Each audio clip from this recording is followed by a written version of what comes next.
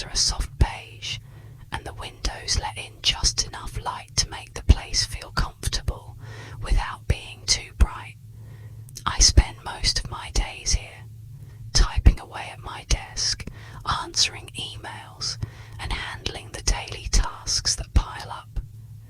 Most of my colleagues are married, with families to look after. They don't have much time for small talk, and I don't blame them. I understand that work can get overwhelming when there are other priorities to juggle. But then there's Michael. Michael is a bit different from the others. He's been here for about a year, but I haven't really gotten to know him. He's in his late 30s, tall, with dark brown hair that always seems a little messy, like he's just been running his hands through it. His smile is charming, and there's this ease about him that makes him seem approachable. He's strong, and people seem drawn to him without really knowing why. He's good looking in a way that doesn't try too hard, and that makes him stand out even more. But something about him always felt distant, like he was hiding a piece of himself from the world. One day, as I was sitting at my desk, looking over some reports, Michael walked past me. He stopped for a second, turned towards me, and said, "So, are you married?" The question caught me off guard. We hadn't really spoken much before, so it seemed a bit personal. I gave him a quick glance, then responded, "No, I'm single. Why?" He grinned, and it was almost like he was teasing me. "I don't know. You just seem like the kind of person who's already got someone." I wasn't sure how to take that, so I just smiled and said, "Nope, I'm perfectly happy being single. It suits me, especially at work." Michael raised an eyebrow, clearly curious, but didn't say anything else. He gave me a nod and walked off. I couldn't help but wonder why he'd asked. After that day, I didn't think much about Michael's question. It was a simple conversation, one that felt a little awkward, but I brushed it off. However, the next few days seemed to bring him back into my thoughts more than I expected. There was something about the way he asked that made me feel like there was more to it. Why would he be so curious about my relationship status, especially when we didn't know each other very well? It was just odd. I kept myself busy with work, but Michael wasn't easy to ignore. He wasn't one to stay quiet for long, and it seemed like every time I looked up from my desk, I'd catch him looking at me from the corner of his eye, or casually walking past my cubicle. He wasn't obvious about it, but I could tell he was watching me in a way that felt different. It was another ordinary afternoon, and I was heading out to the break room to grab a coffee when Michael suddenly appeared beside me. "Hey Sarah, can I talk to you for a second?" he asked, his voice softer than usual. I hesitated, surprised by the request. We had barely exchanged more than a few words here and there, so I wasn't sure what this was about.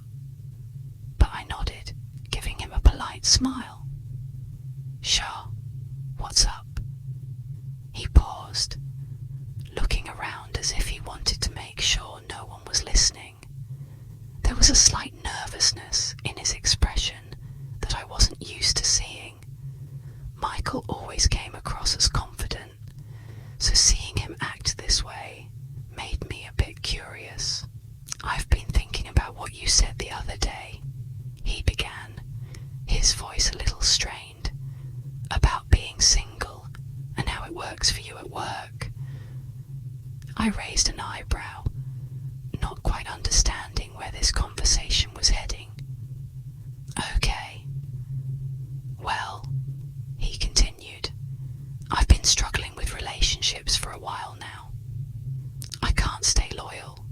It's like Every time I'm in a relationship, I find myself wanting to talk to other women. It's like I can't help it. His words hit me like a punch in the gut.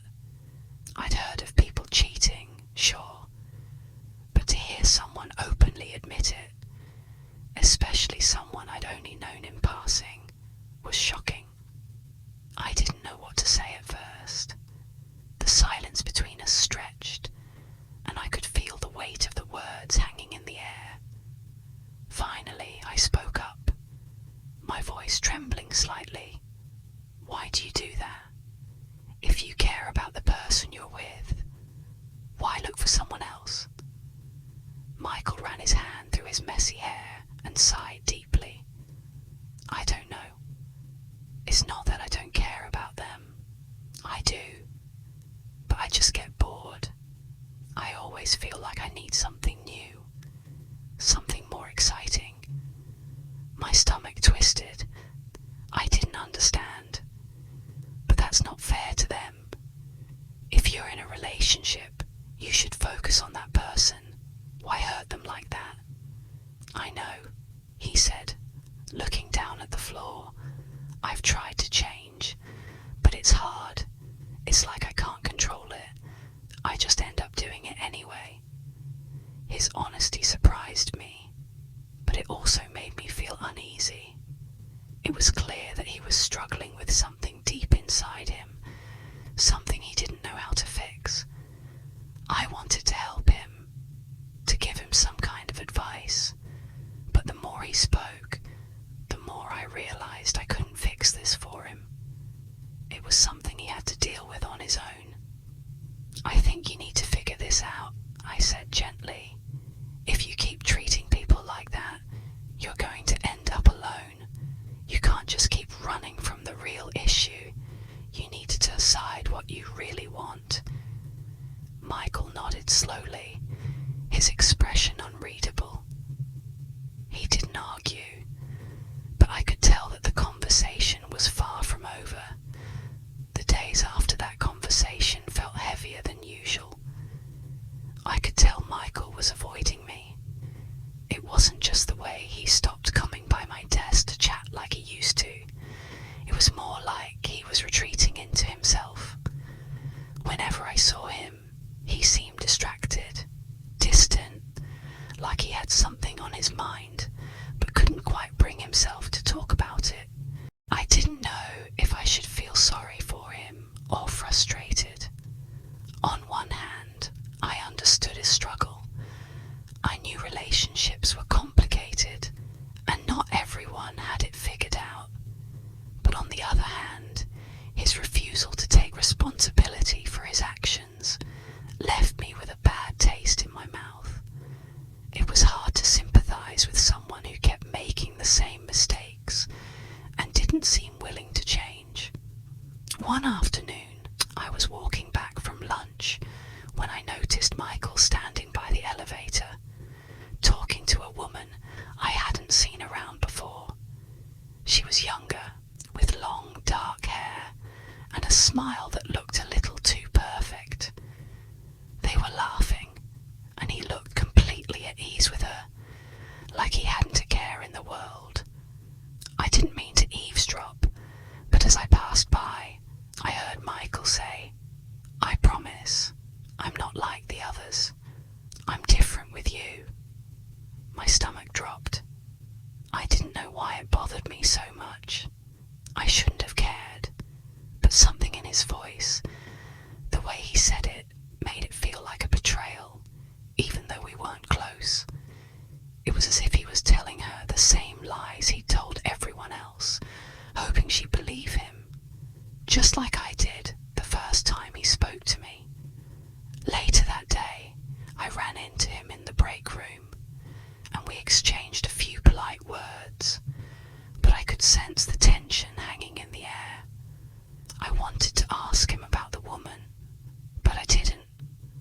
I didn't want to make things more awkward than they already were. A week went by, and the awkward silence between us grew. It wasn't just about the woman. I think it was something deeper.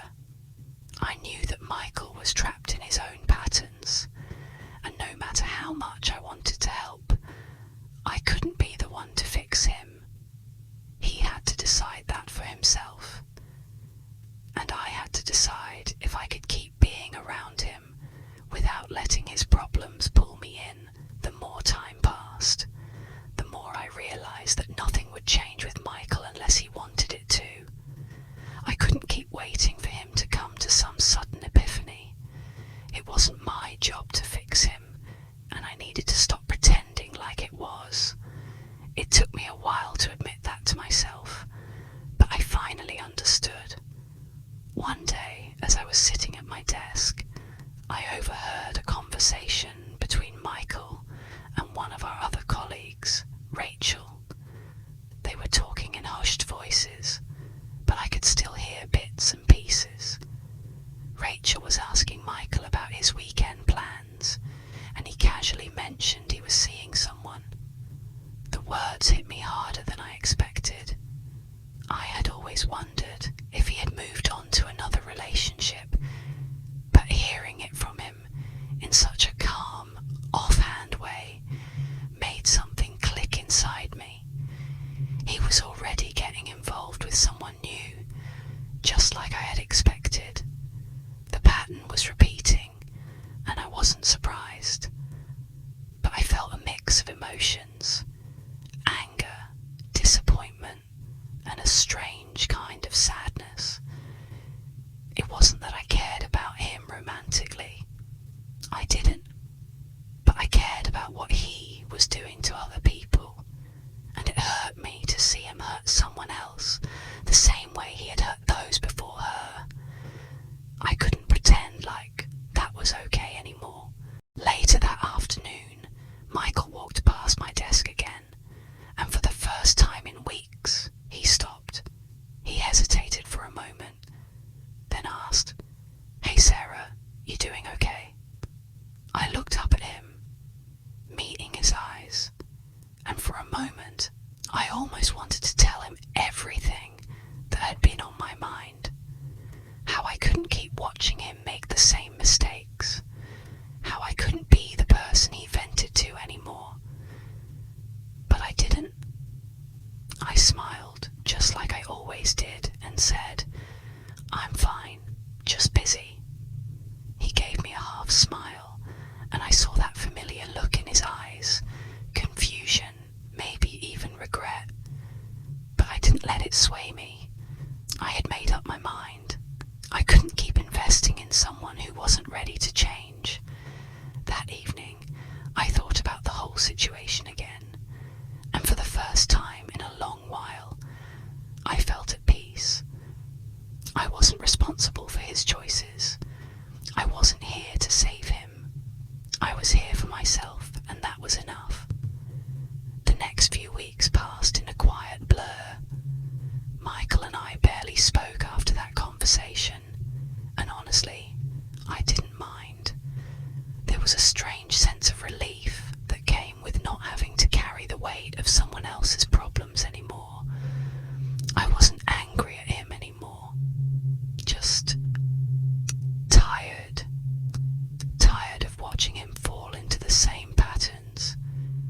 Tired of trying to help when he wasn't ready to listen. It had become clear that my presence in his life didn't make a difference, and that was okay. It was his life to live, and mine to figure out. Work was still the same. Busy, sometimes overwhelming, but predictable. I found myself enjoying the routine more, realizing that I had let too many things distract me before. I started focusing on my own goals more, personal goals I had pushed aside while trying to figure out Michael's mess. One morning, I was sitting at my desk, going through some reports when Rachel came over. She had been Michael's friend for a while, and knew him much better than I did. She sat down across from me, looking a little hesitant, like she had something she needed to say, but wasn't sure how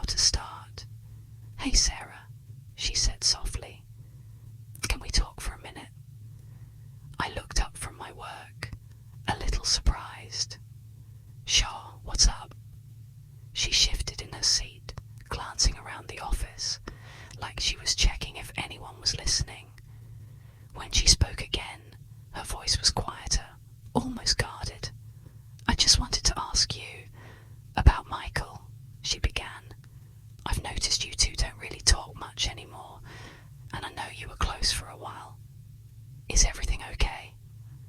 I felt a knot form in my stomach, but I didn't want to lie, so I took a deep breath and said, "Honestly, Rachel, I'm just done. He's going through a lot, but I can't keep trying to fix him. I can't keep putting myself in that position. It's not healthy for me." Rachel nodded slowly, like she understood. "I get it," she said. "He's a complicated guy, but I think he really respects you, you know. He's just, well, he's really messed up when it comes to relationships. I don't think he knows how to deal with people like you. You're different. You're strong." Her words caught me off guard. I had never thought of myself as particularly strong. Just someone who tried to do the right thing. But hearing Rachel say that made something shift inside me. Maybe I wasn't as helpless as I had felt in the past. Maybe I could let go of this weight without feeling guilty. "Thanks, Rachel," I said, my voice quieter than usual. "I don't need him to respect me. I just need to respect myself." She gave me a sympathetic smile, then stood up to leave. "You're right. Take care of yourself, Sarah." After she left, I sat there for a moment, letting her words sink in. For so long, I had been caught up in trying to fix things that weren't mine to fix. But now, I was learning to let go. I was learning that sometimes the most important thing you can do for yourself is to step away from situations and people that drain you, even if it's hard.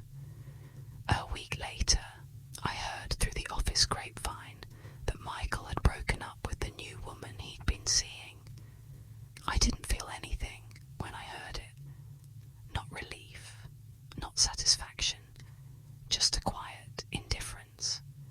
In a way, I felt sorry for him, but I also knew I couldn't keep letting his choices affect my life. He had to face his own consequences.